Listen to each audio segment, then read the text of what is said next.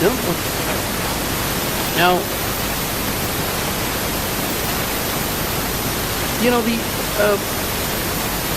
the thing is that even though we have these toppers,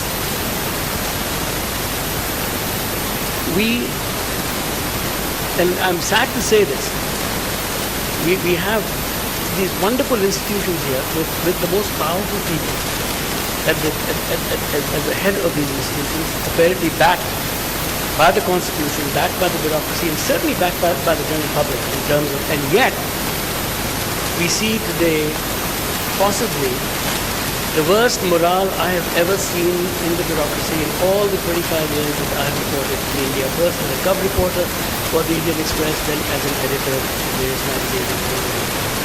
No one is willing to make a decision. Every senior is telling all the juniors, all these wonderful young people who come out of Missouri, who come out of various institutions of academia, that look, we're going to do this for our nation. And they say, hey, what do you want to go so fast for? All you're going to go is get into trouble. Your decisions are not going to make any difference to the nation.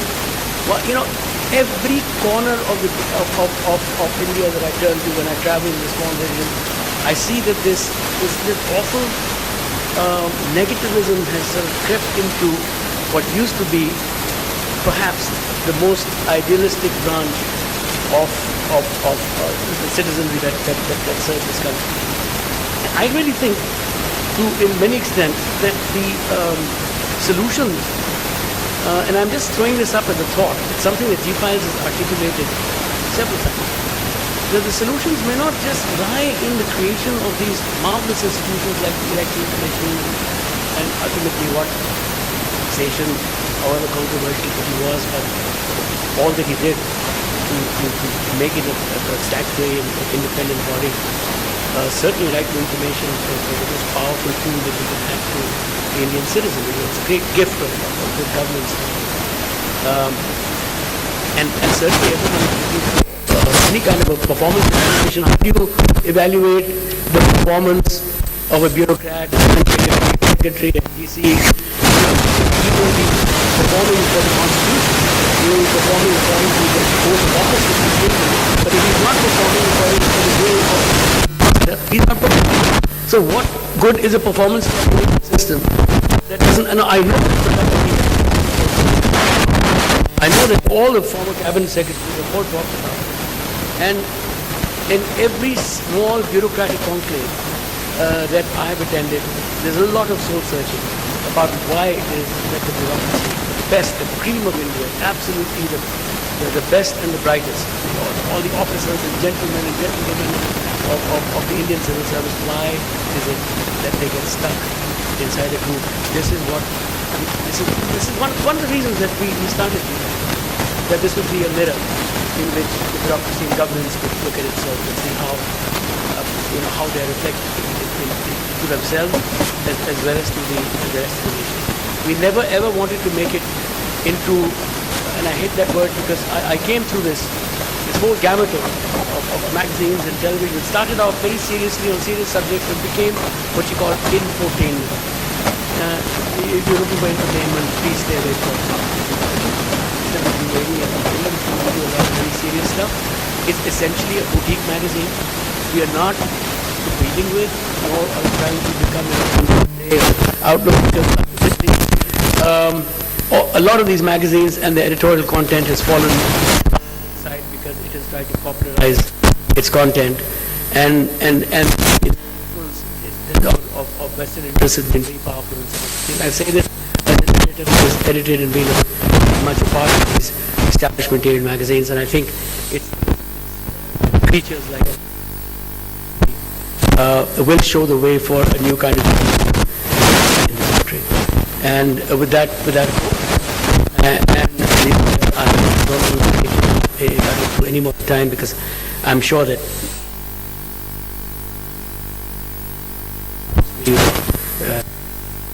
thank you very much.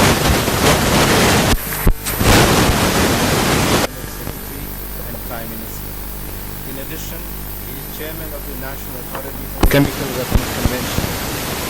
Prior to joining the Government of India, Dr. Trivedi worked for the past 14 years from 19 2004 to 2009 as a senior economist for the World Bank in Washington, D.C. This is his second stint in the government. Previously, he was economic advisor to the Government of India from 1994. Dr. Trivedi studied at St. Stephen's College, graduated from London School of Economics, and later PhD in economics from Boston University. Distinguished recognition, Dr. Trivedi was chair of Public Sector Management and director of the Center for Public and Private Management at the Indian Institute of Management, Calcutta, from 1987 to 1993. St. Stephen's College in 1974. Visiting faculty at Harvard University, John F. Kennedy School of Government. Other leading universities of the world. He has taught at Harvard University on a regular basis since 1970.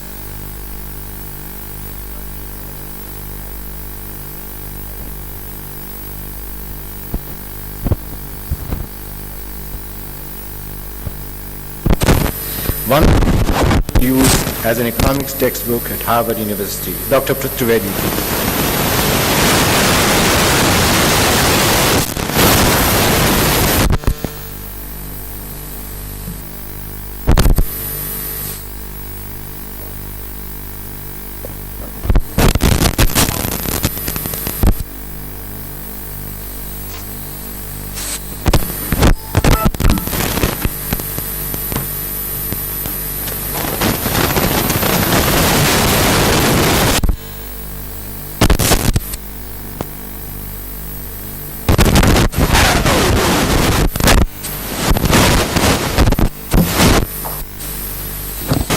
Pleasure. I come to speak on the issue. Therefore, I shall be talking about many things, and I hope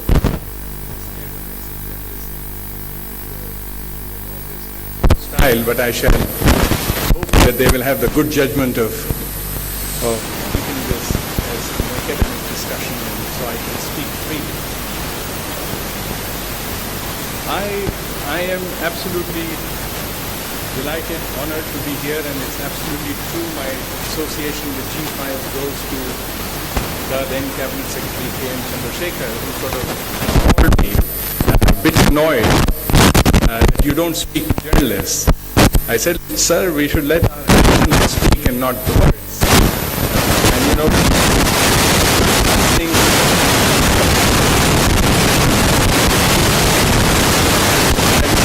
publicity is for any purpose other than just that is the rationale, not that I have any hesitation in speaking to anyone. Believe it, I enjoy speaking about it. I teach. I do a decent job of it. But then he said, well, all right, there is a good man. Why don't you speak to him? And when I met Mr. Tyagi, I said, you know, Cabinet Secretary said that I should speak to you. He said, yes, I know, I was sitting there. So in a way, he was complaining about me, and that's how our friendship began. But he has done such a wonderful job. It's a cause which I believe in. He's been writing fairly and squarely, and therefore I was absolutely delighted when he invited me to come here and speak to you. So I am once again thankful to them for this opportunity to share my thoughts, my passion, and the vision for the future.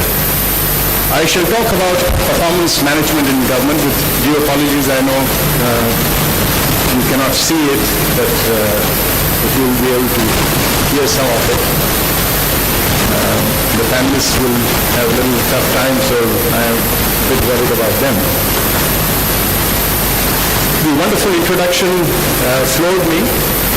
I am, to be transparent, an economist. Yes, that might be a good idea.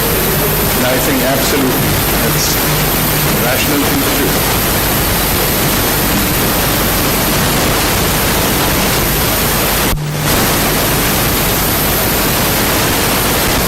Thank you. That is indeed true, and I'd just in the interest of transparency and also good governance, I should be back. You have heard of course, the Chief Election Commissioner, the Chief Information Commissioner.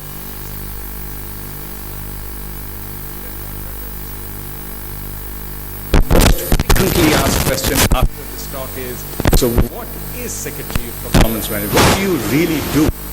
So I thought I'd answer that instead of answering over a cup of coffee collectively. And I shall use a story from economics to introduce that because it captures the essence of what I do perfectly. Many of you who've done economics would agree that economics is like looking for a black cat in a dark room, within which I have specialized in economic theory, in fact written a book on that. They say economic theory is like a blind man looking for a black cat in a dark room. Within economic theory, I have specialized in econometrics, and that they say is like a blind man looking for a black cat in a dark room when the cat is not even there. Now, Secretary Performance Management goes beyond that. He is a blind man looking for a black cat in a dark room when the cat is not there and he keeps saying, I've got it, I've got it. So I'm afraid I will, thank you. I'm afraid I will claim too much, but please take it with a pinch of salt. I shall not be talking about answers. I shall raise many questions, but I shall share my journey. It is in search of excellence in public sector, and that is the journey I shall share with you. I thought I will organize my presentation in these bullet points. I'll talk a little bit about perception of government performance, explanation about government performance, meaning of government performance, how to improve government performance, international best practice and options, what other countries are doing, our own Indian experience that we have been at it for the last 3 years, and lessons and experience, and I'll try to sum it up. So that's basically what I'd like to cover in the next few minutes. But allow me a few diversions before I come to this. In fact, what I like to do is to start with the main points of my presentation. And this comes from having lectured for many years at many places. It's a true story. Once I was lecturing in East audience like this, and suddenly after about 20 minutes, they started walking up. I felt really bad because I had not even covered the 2 points on my bullet, on the PowerPoint. And then I thought I had said something inappropriate to annoy all the audience, till someone pulled me up and said, you know, Prof, there has been the worst earthquake in the history of Egypt in 150 years, and that's why they ran. And I didn't even know. I thought it was a developing country, the lights had gone off and the generators had come, and I was like waiting for the lights to come on. Then I have never forgiven myself to go all the way to Egypt and not make my point. So what I do is make my main points up front before I go to my bullet points, so that if something happens, at least my trip to this place would be worthwhile and justified. So allow me to just give you a few of my key points. One is, as an economist for 40 years, having searched for answers and worked in some of the best places and taught at some of the best places, I haven't found an answer. In fact, nobody has found an answer to development. There is no theory of development, not the theory of development. There are many theories: balanced, unbalanced growth, Rostov's takeoff, unlimited supply of labor, any number of theories, but there is no theory of development. But there is someone who has observed the world, large number of countries, and advised them. I have found one thing. The countries where the gap between rhetoric and action is huge tend to languish vis-a-vis countries where the gap between rhetoric and action is narrow. The latter group tends to develop faster, so it is the implementation gap which decides the pace of development. And so countries in the world can basically be divided into 2 groups.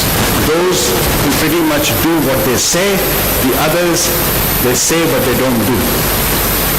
However, implementation is not rocket science. You don't need a PhD from a distinguished university to. It's very simple. In fact, it is another name for monitoring and evaluation. And it's just about effective follow-up.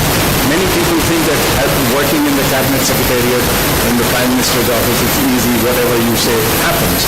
Trust me, there are so many memos that cabinet secretary and things are written which go unheeded. They don't get implemented. But whatever is followed up gets done. Even in these short years that I've been in the cabinet secretariat, I've seen whatever gets followed up gets done. In fact, that has been the trick to our implementing the performance management system, as I will share with you, that we follow like hawks, and therefore that gets done. But effective follow-up does not mean collecting huge amount of data, quantity of data. That is the wrong way to follow up. It is about quality of data. In fact, I remember when I was economic advisor in the Department of Public Enterprises, I joined them and suddenly I saw, and some of you would still remember, they bring out something called a public enterprise survey, which is 6 volumes. That if you're not careful, you could get a slip disc. I never carried it, but I asked them, why do you need so much information? What do you do with this? Can we not summarize it? They said, no sir, this has to be put on the table of the parliament. I said, oh yeah? Then make a summary and put it. They said, sir, if we summarize it, they will ask questions. So the whole idea was give them so much information that they don't know what to ask, where to begin. So it's kept on the side and the questioning is on something else. It's never on the public enterprise survey. Now, of course, there is, people say that degree of accountability for results is synonymous with evaluation, but they also say that in our country, we do have elections, democracy, so there is a lot of accountability. Why do you need performance management? These people will be thrown out after 5 years if they don't perform. And therefore they have to be censored. Elections are not a substitute for performance management in government because they decide the strategic direction of the government. They decide in which direction the government will go, left, right or center, secular, non-secular. Those are the larger strategic issues on which people decide I like this government or I like that government. But it does not guarantee if a government is elected to go left that it will actually go left. It can just turn left and stay there where it is. So you need a performance management system to nudge